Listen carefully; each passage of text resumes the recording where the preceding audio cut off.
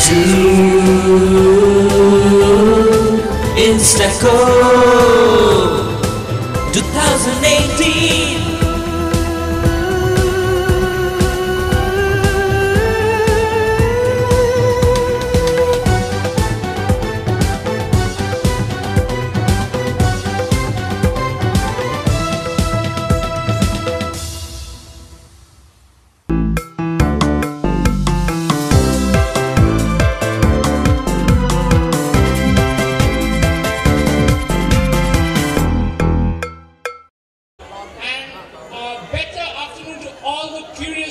Out there in the audience, and also a big congratulations to the top 6 teams who have come here after a grueling prelims out there at stage 2. They were put to 20 questions, and they were random questions from all sections, starting from today's newspaper to general trivia and knowledge. And these 6 teams came out with flying colors, with the cutoff for the finals being 15 marks. And let me tell you, it was indeed a very grueling prelims, because the teams that missed out on the stage had 14.5 points. So a 0.5 mark separates few teams who are sitting there in the audience. So big round of applause to everybody who participated today here. I'll be a host for this finals, quiz finals. I'm Preetiman Mishra, and I'm from Team Quizzer. We are an organization of young students who want to make quizzing great again. And that's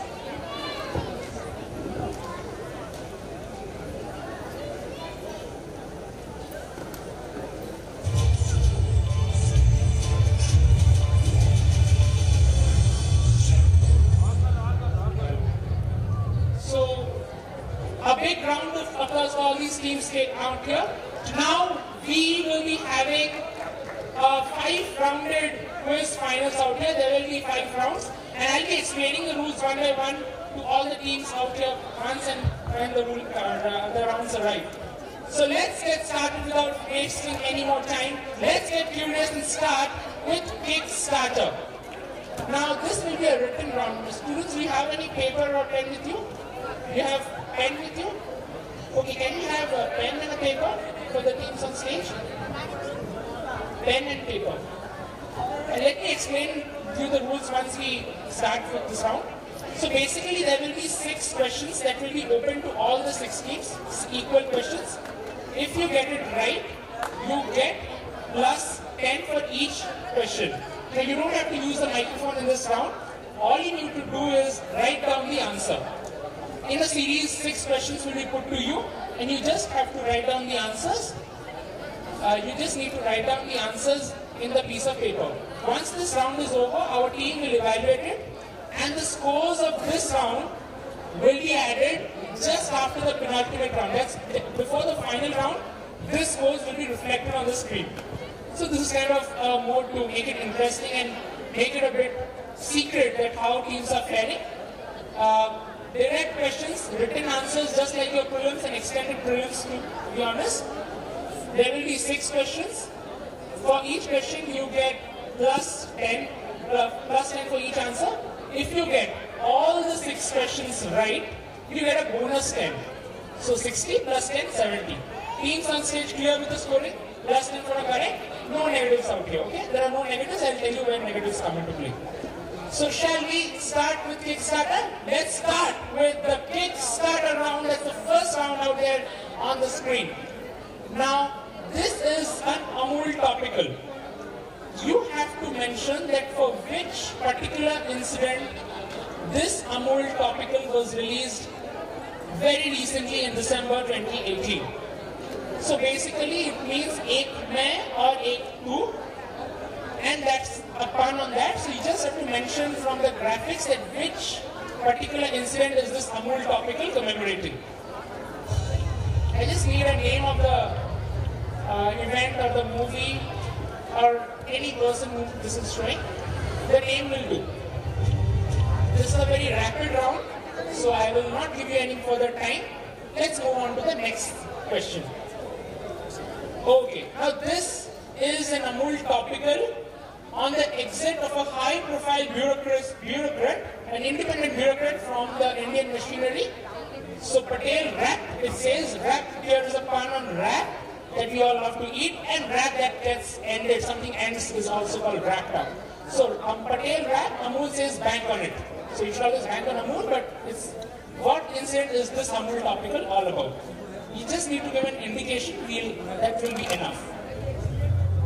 And this will be a quick third slide on the screen. Now this is again a recent one. It says Naya di or, and Amul is smothering on bread. So I guess pronunciating the, while I pronounce the Amul topical, you already get a clue of where the answer lies. Naya di or, Amul smothering on bread. A very recent affair from the world of sports, very popular event, and this basically heralded a new change. Now we always used to see 2 people on the list, now a third person has not goes for Naya Dior. Next, move on to the next slide. Now this is a Google Doodle featuring M. Visesharaya, whose birthday is celebrated as Dash in India. M. Visesharaya, who was also the viceroy of the erstwhile Mysore Empire. Now, what does his birthday mark in India? For example, just yesterday we had Srinivas Ramanujan's birthday. It was National Mathematics Day. We have C.V. Raman's birthday as National Science Day. We have Dhyanchand's birthday as the National Sports Day. So what does M. Viseswaraya's birthday commemorated as in India? And we move on to the last one. Now this is the Google Doodle of the Burning Man Festival. Now this is associated with the Halloween festival that happens in the last day of the October month in the Western countries. Now what is so special about this Google Doodle? There's something very special and very typical of this Google Doodle. Now we always see a lot of Google Doodles on our Search Engine's homepage, but this Burning Man Google Doodle has a very unique thing to it. Maybe you can say this was the first one in colors, the other ones were all black and white. Maybe this is the first Google Doodle. Maybe this is the first Google Doodle in 2018.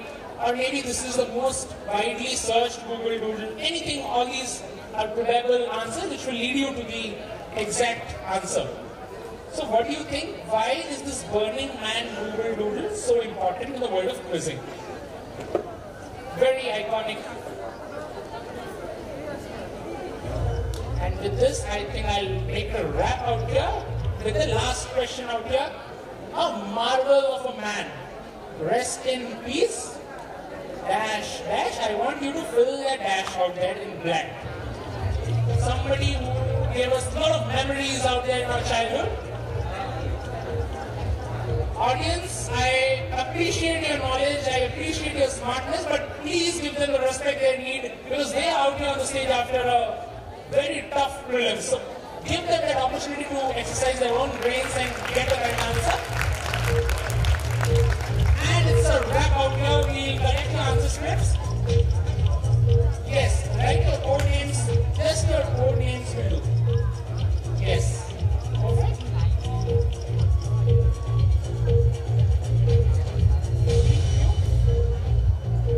Last minute backups from teams. Thank you so much. I'll just give out the answers in a jiffy so that you can know where you are placed. You can know your own marks and strategize accordingly. But the catch is they won't know what their next team gets in this round. This will be revealed just before the final round to make it much more exciting out here. So let's start with the slides once again so that we can... Okay, so anybody who wants to take a guess? Yes. Robot 2.2. Robot 8 mein or 8.2 or 2. So Robot 2.0 is the answer. Yes, let's move on to the next one. Anybody who wants to take a guess? Yes, somebody else? Just take a guess, quick. Yes, quick. Urjit Patel resigning as the RBI governor. Patel rap, bank on it. Naya Dior. Somebody who would love to guess? Ballon d'Or. That's the right answer. Ballon d'Or award to Luka Modric. So Modric on bread. Naya Dior. That's a new age, Naya Daur, you can say, upon on that. M. Visheshwaraya. Okay, the teams in green are National Engineers Day is the right answer. M. Visheshwaraya is the architect of a new India. So National Engineers Day is named after him on his birthday. And who wants to take a guess? This is a wild guess, but it's a very, very popular quiz questions. You'll encounter a lot more quizzes. What's so special about this doodle? Somebody wants to take a guess? Take any guess. Yes? Marathon. It's not a marathon. Most widely searched Google. Most widely searched Google. I'll close this. This is actually the first Google Doodle ever created by Google for their search engine. This is the first Google Doodle, the Burning Man Google Doodle. So I guess one more we have at the end. Yes. Stanley is correct, absolutely. Stanley, the creator of the Marvel world. It was indeed a marvelous journey to have him with us. So it's a wrap on this first quick round to just get you kick-started, get you some extra points, and straight move on to round number 2 by Quizzard. That's a more mature, more calm, and more exciting quiz. Now I'll explain you this. Listen carefully, teams on stage. Audience, you will get to know the rules as the round progresses. Now the question, there will be 6 questions in this round. First question will be directed to them and it will go on in a clockwise manner. Now what happens in general quizzes is the question keeps on passing, and so at a lot of times if there is a strong team which closes all the pass, the team next suffers for no fault of his or her. So what we did at Quizzard was that you have something called pounce, where you can risk and grab and take points if you know your answer correct. So if the question is for team 2, INXTACO 2Q, so I'll refer to them 2, all other 5 teams have a chance to take a pounce on the question by raising your hand. When you take a pounce on the question, you are not supposed to give out the answer on the microphone. If you give out, you will get a straight -20 because you are destroying that question out for everyone, okay? Even if you give out the correct answer, mind you. Question for 2, only they will use the microphone. The rest 5 teams have an opportunity to say pounce, okay?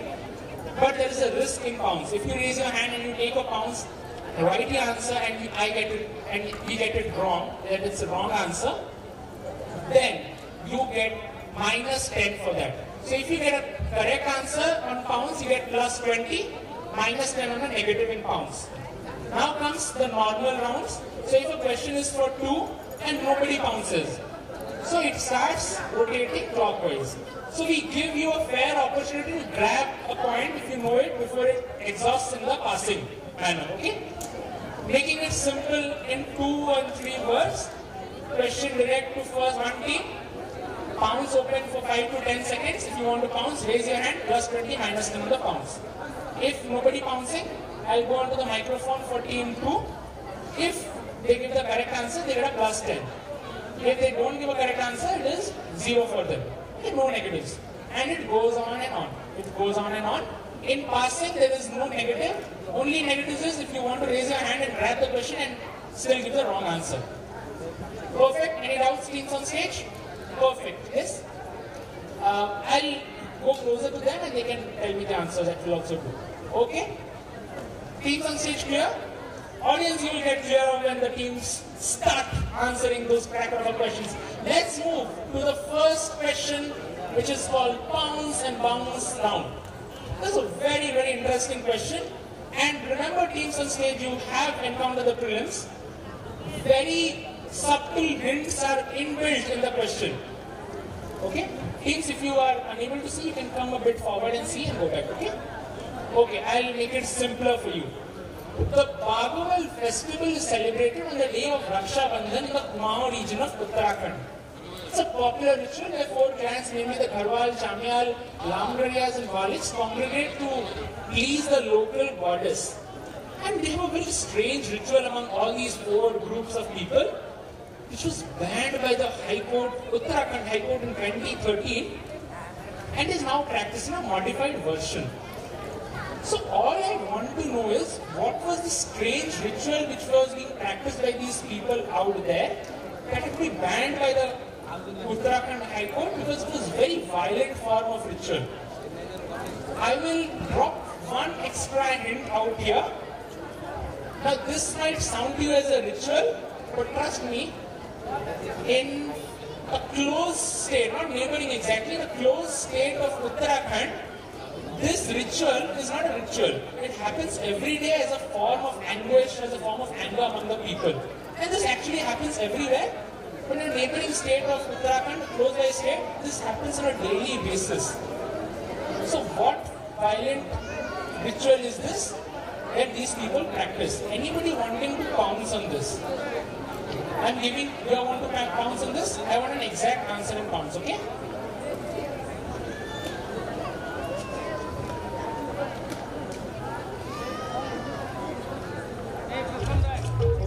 They gave their answers to me.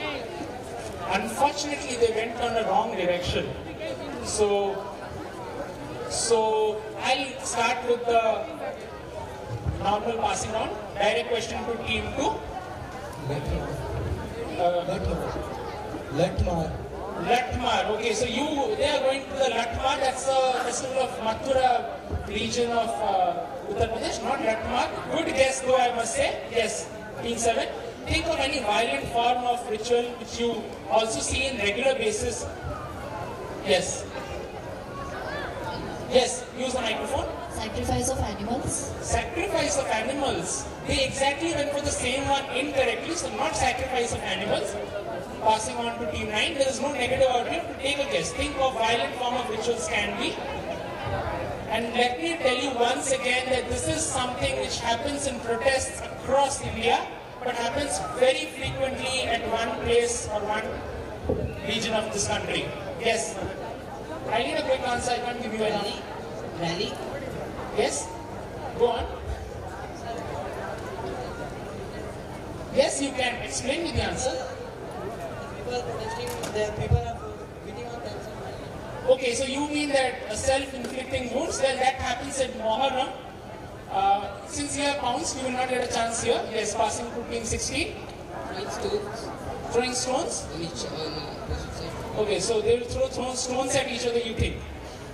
So, is that a good practice? But your answer is absolutely correct. Stone throwing or stone pelting is the answer that we are looking for. Now that's as trivial as stone pelting, which you always see in Kashmir, but also in different parts of this country always.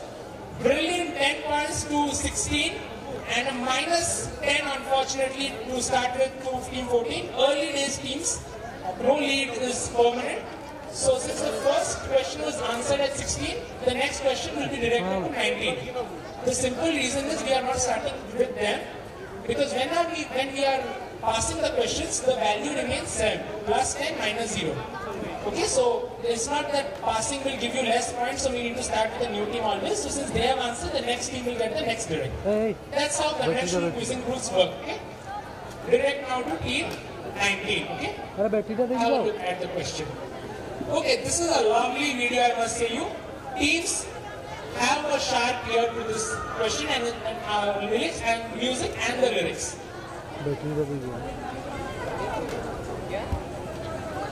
So basically this is a song from the Coke Studio episode where the singer is giving his melodious voice to a great writer's work. This was actually a work and now it has become in the form of a song which will now be played out here. So all you need to give me that whose original work, I just need a name, whose original work has been lent voice and been composed into a song.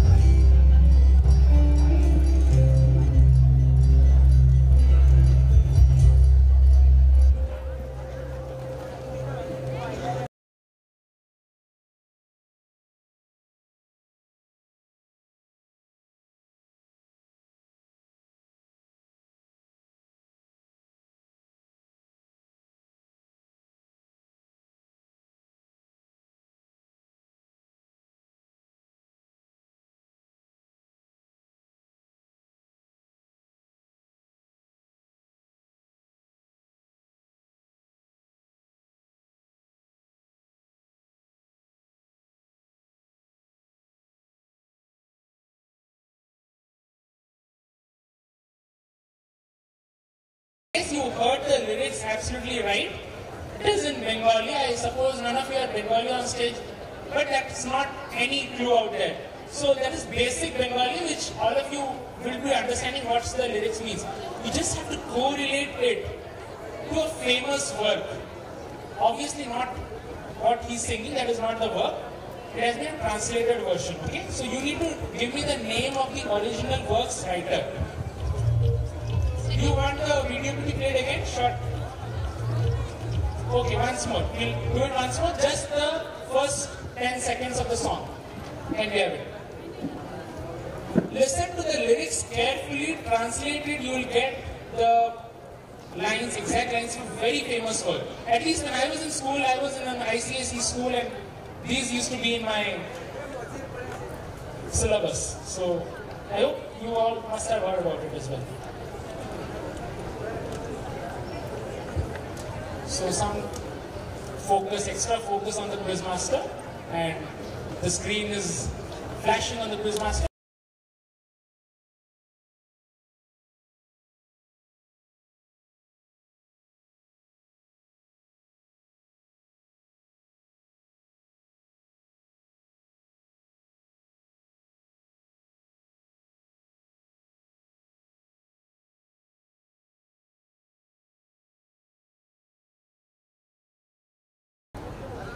Okay, anybody pouncing on this? Let me tell you again, he is singing, if you have problems in listening, he is just singing Chitta Jathai Bhaya Sunya.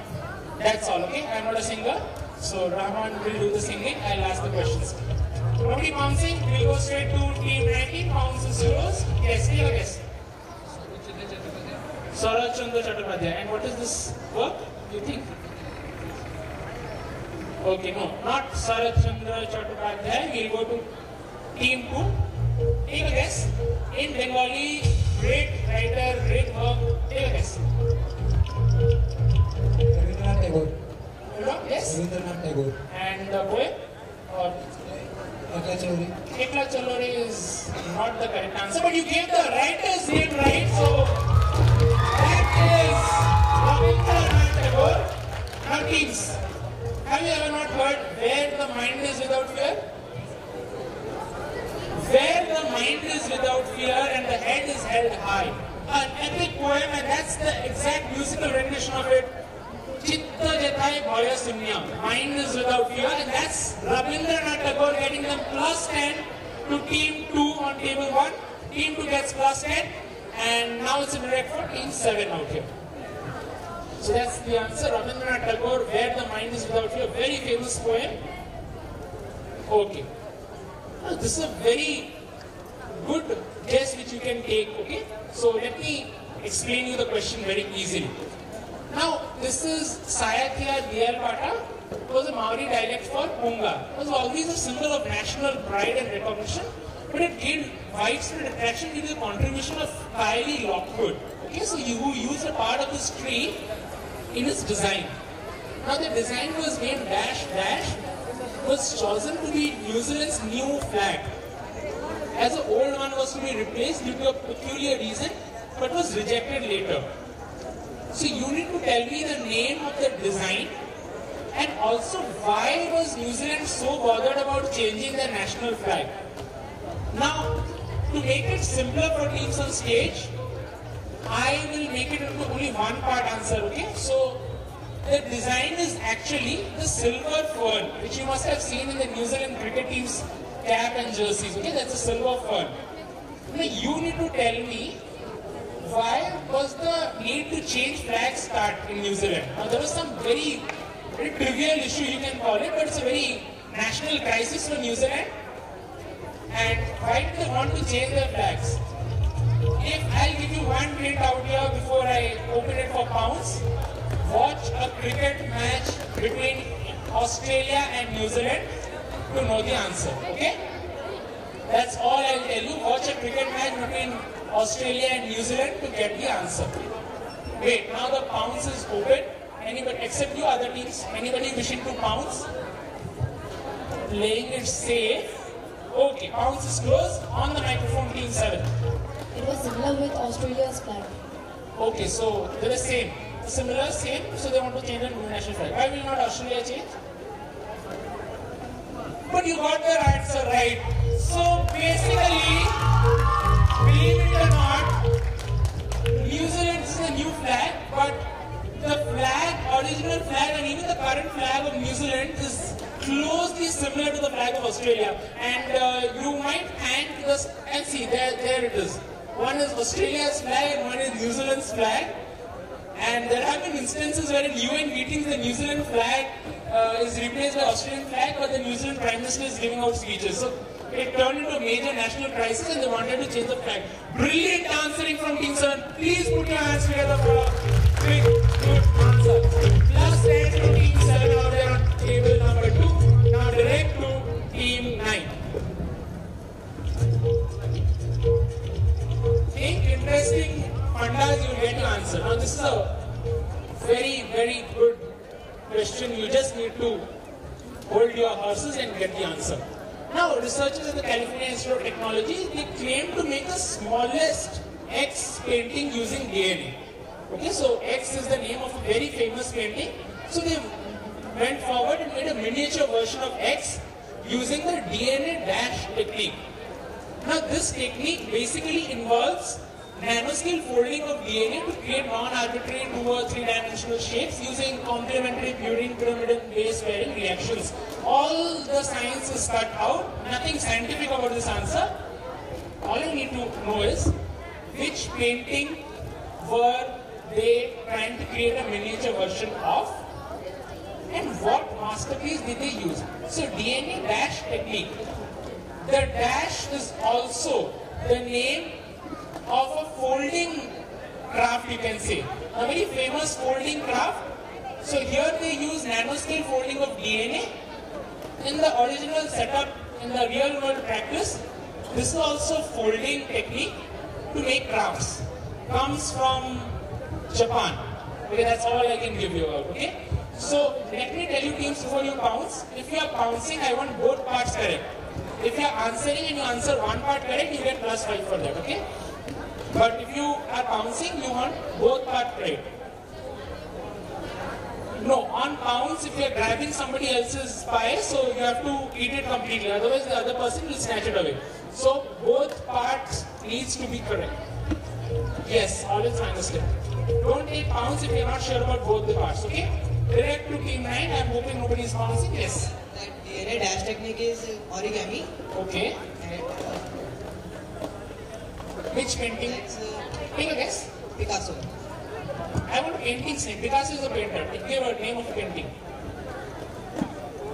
I'll pass on from Team 9 to Team 14. Now, teams, when I get only both parts correct, I will close the question and that team will get full marks. But in case somebody else has answered half part correct, somebody else has answered the other half correct, so all of them will get points proportional to the part of the answer they said correct.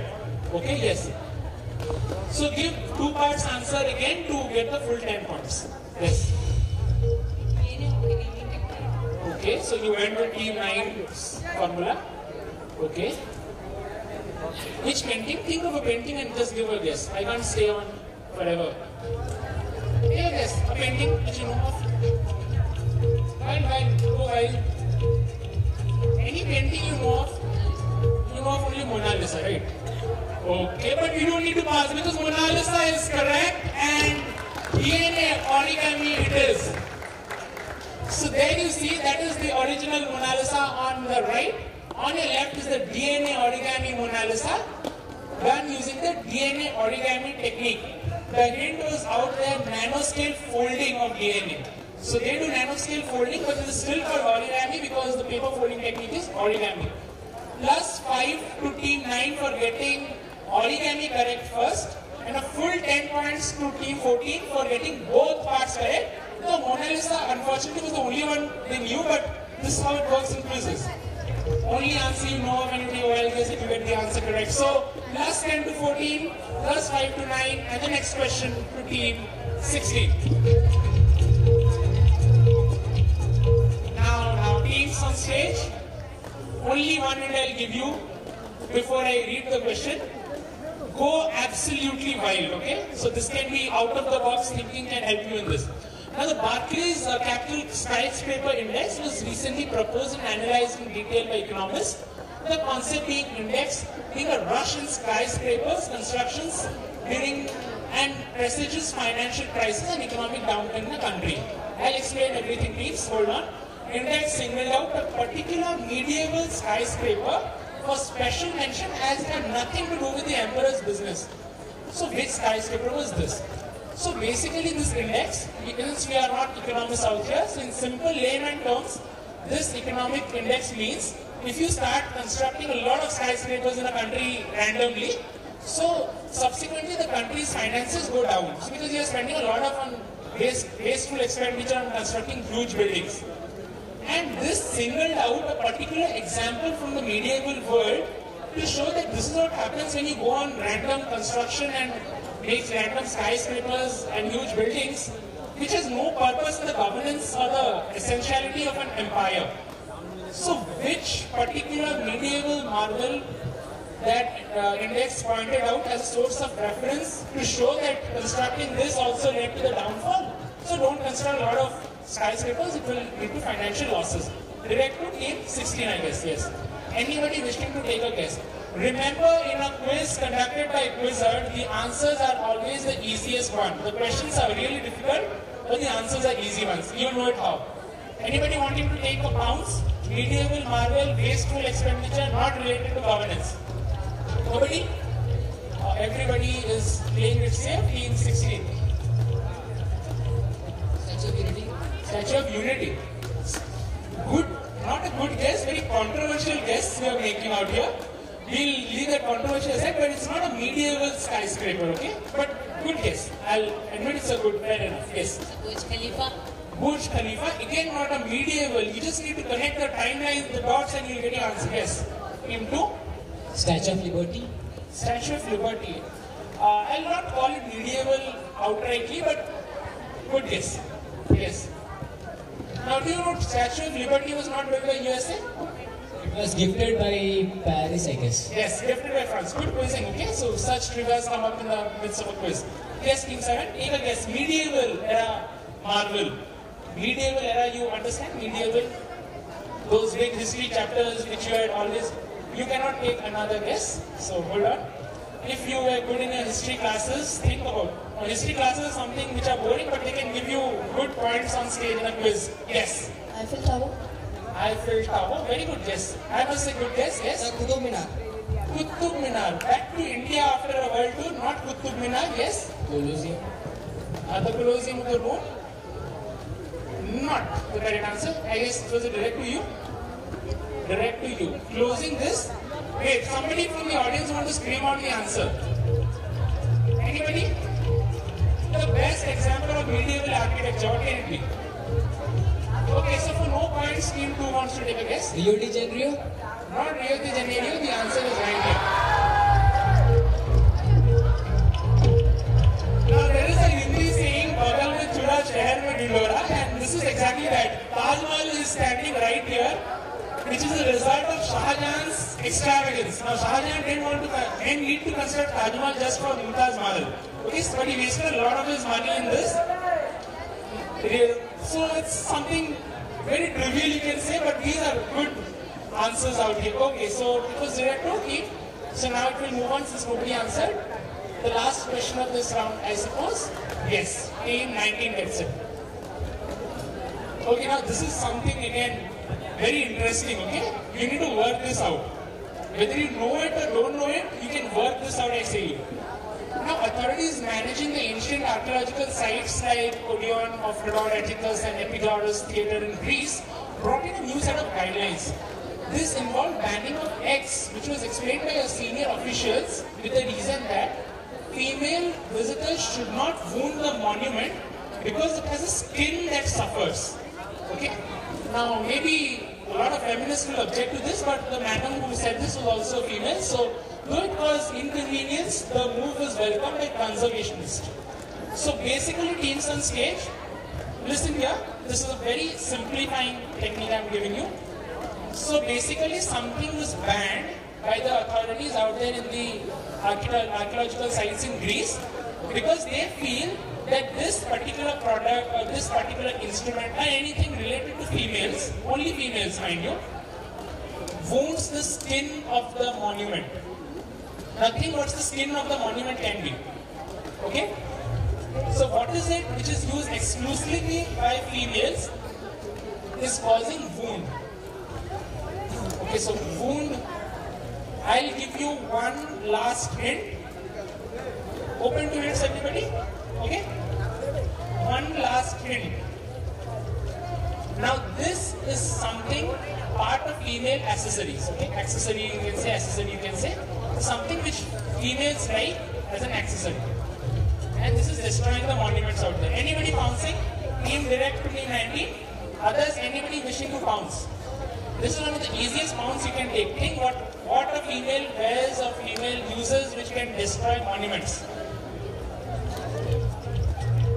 You want to bounce?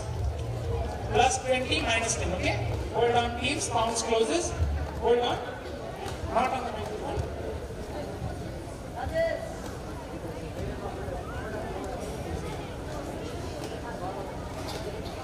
Okay, no.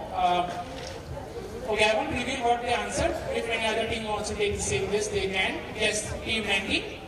Cosmetics. You say cosmetics, I think you overheard them or something, but cosmetics is wrong. Even they bounce a negative with cosmetics. No, be logical. How can cosmetics damage a monument?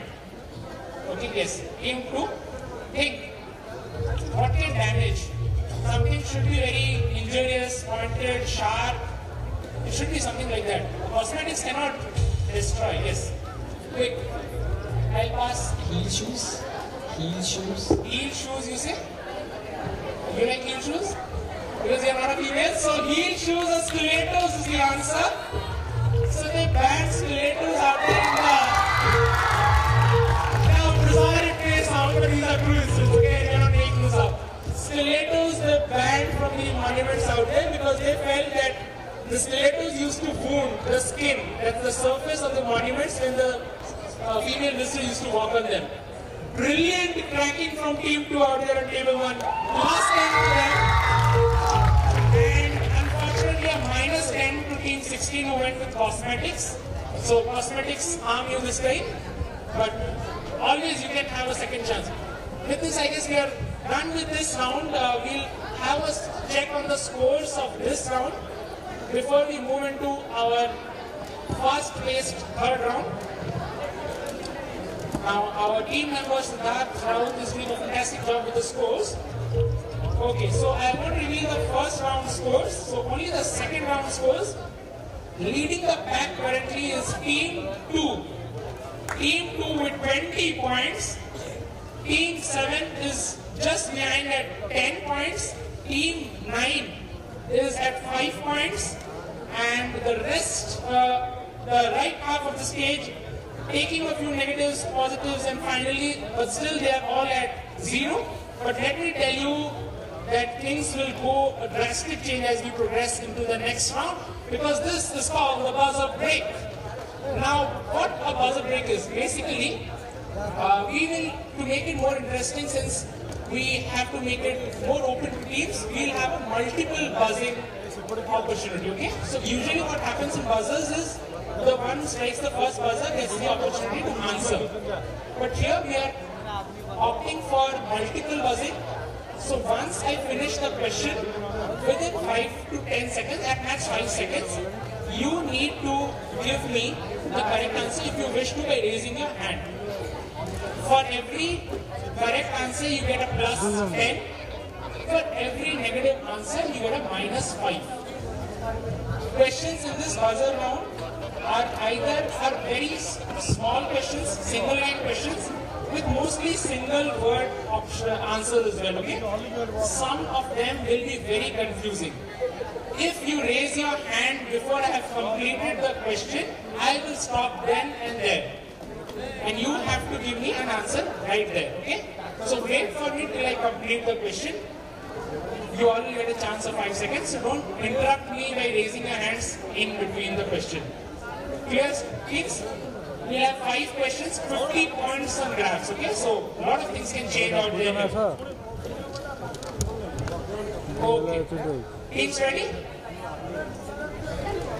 Which children's magazine was started originally in Telugu by B. Nagi Reddy? Which children's magazine, very popular magazine, was originally started in Telugu by B. Nagi Reddy? And he used a very nice name to attract beauty. Now something which children will get attracted to because they will relate it to better. Some object which children love to see and love. Yes, I gave few more hints. Anybody else wants to pounce? So we'll have it on the mic. Tingle. Tingle gives you -5, unfortunately, team. The answer was Chanda Mama. How many of you have not read Chanda Mama out here? That was something which childhood was all about when we were there. Okay, -5 to team 2 for a negative out here. This is a very easy one if you listen carefully. Which element discovered by Martin Bancroft is named after a dwarf planet? Hold on. If you have multiple bouncing, hold on. Don't use the microphone. Yes. 3 teams, 4 teams bouncing. You also? You want to bounce? Team 14? Okay. So everybody else other than team, I'll come to each one of you. All of you will. Hold on. Don't use the microphone. Don't use the microphone, team 9. I'll come to each one of you. All of you will get points, okay? Okay. So team 2 has an answer. Hold on, team. Yes. Okay. Hold on, team. I'll come to you last. Team 16, 9. Hold on. Soft. Okay. Hold on.